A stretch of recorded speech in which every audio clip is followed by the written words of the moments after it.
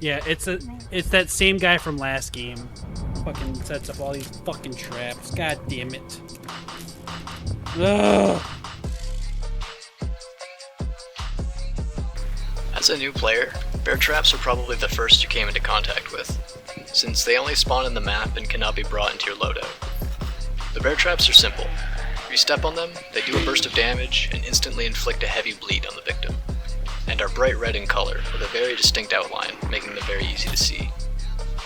Bear traps are also the easiest to disarm, since players can either melee or shoot them to instantly disarm the trap, without leaving behind barbed wire. Concertina mines are by far the most common trap to see players bring into a game, as they unlock very early at level 40 and have no prerequisite unlocks to acquire. These traps are the bread and butter of the trap meta in Hunt, as they do everything you want them to do. They do burst damage on impact, and for each piece of barbed wire the victim touches, it does a tick of damage, and in addition to that causes light bleeding. It's important to note that hitting multiple pieces of the barbed wire will not advance a light bleed to a heavy bleed. The barbed wire also slows victims for as long as they're touching it, making them a very easy target.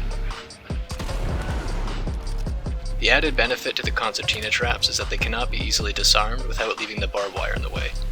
If a player wants to pass through, they must either walk up to it and take the time to kneel down and disarm it, or jump over it, which, if placed in certain doorways, is impossible.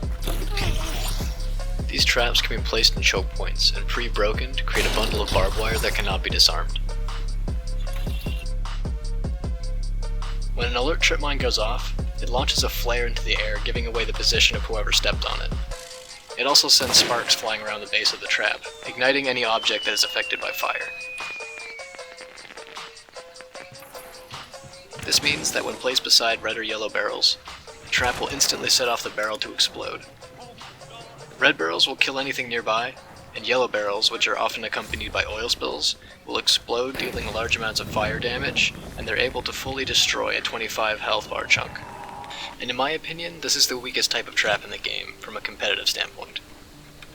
That's not to say there aren't situations where they're amazing, because there absolutely are. My reasoning for putting them in last place is due to their being the most inconsistent trap. The other three in the game are very plug and play, in that you can place them down kinda wherever, and anytime somebody touches them, they at least do damage. The alert trip mine is the second most common type of trap that you'll see players bring, due to its fairly simple, if not tedious, unlock requirements.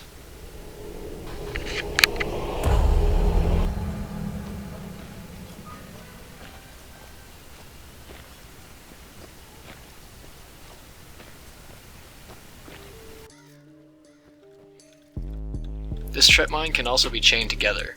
One alert trip mine can set off another, which can lead to some very creative setups.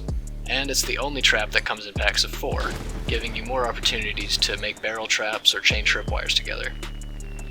This reliance on randomized elements of the environment and the set-in-stone positions of the barrels across different compounds means that you might not even get an opportunity to properly use your alert trip mines.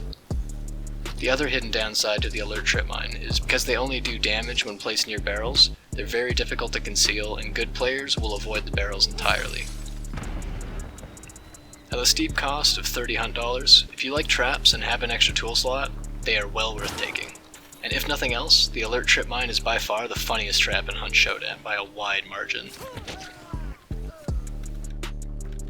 Typically brought in addition to the concertina trip mines, poison trip mines are the least common trap to see a player bring, as they have an extensive list of prerequisite unlocks from the poison family, and players need to go out of their way to unlock them over the course of a prestige. The poison trip mines release a cloud of poison that deals, obviously, poison damage to whatever steps in it, and as of patch 1.7.2, the cloud now lingers, dealing damage to anything that passes through it. This change greatly increases the damage potential of the poison mines, especially when used in combination with the concertinas. Trap damage stacks. The more traps you have in one spot, the worse it will be for whoever steps in it. It's important to combine your traps to get the most out of them, and some can outright kill players. One concertina wire, one poison wire, and one bear trap will instantly kill a player from full health. Do you see this fucking thing? Look at this! A fucking bear trap, a poison, and a concertina. Fuck you, dude! These traps are my personal favorite because of how easy to make they are. And if you can find enough bear traps lying around, you can make 2 of these monstrosities. My chaos. My chaos. There's another one. God damn it, dude, this mother. In lieu of poison traps, 3 concertinas and a bear trap will have the same effect. Only, you'll likely only get 1 trap rather than 2, and if you don't have the Frontiersman perk, you'll need to find a utility crate in the map somewhere.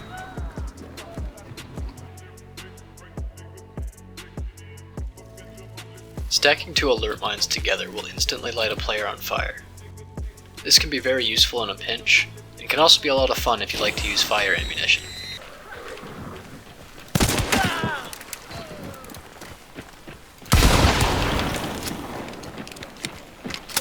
That hurt a lot. That was not kind of me.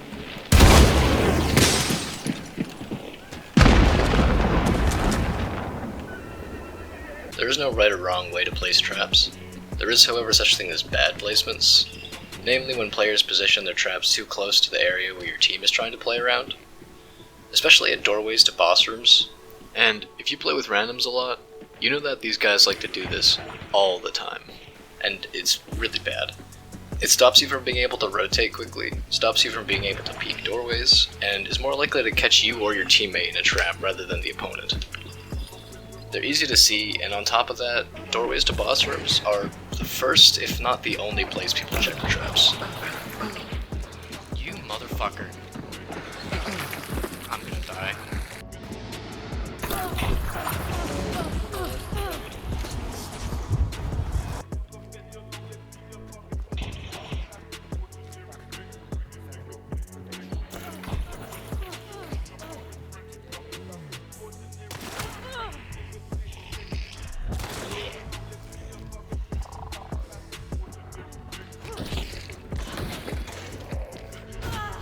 Why is there Holy sh**. This all changes when you're solo. Entry denial as a solo is a reasonable idea, because you won't be slowing down teammates, restricting their movement, or potentially hurting them. Only your opponents will ever step on the traps, and unless you're brain dead, this gives you the reach you need to fight those 1vx situations, and the breathing room to isolate 1v1 fights.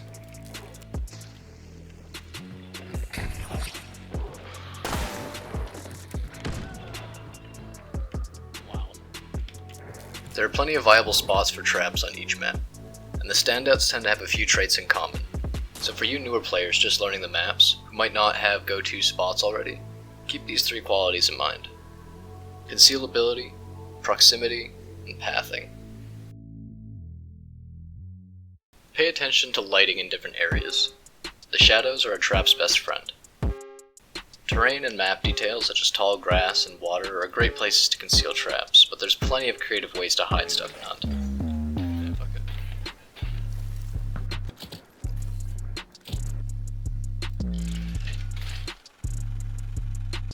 Where you are in relation to your traps is very important.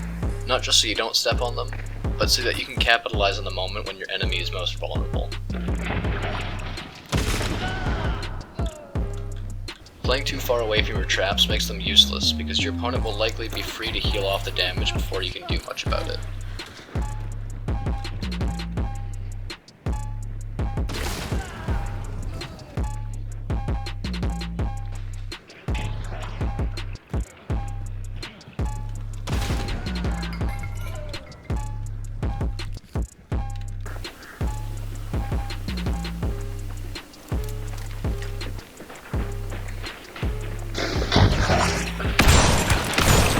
A single concertina on the edge of the compound is a little underwhelming, but if you're using traps that can outright kill players, you can afford to play further away from them, as the value they provide doesn't require a follow-up shot.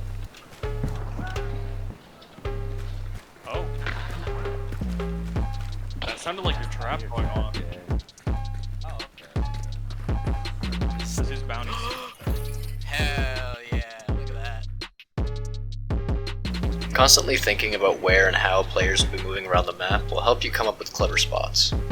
A good trick is to pay attention to your own movement patterns, and where and when you tend to move without checking your feet. This is also just important so that you're placing your traps where people will actually be able to step on them. This brings me to the end of the video. I hope you found it useful, and remember to have fun out there. Peace.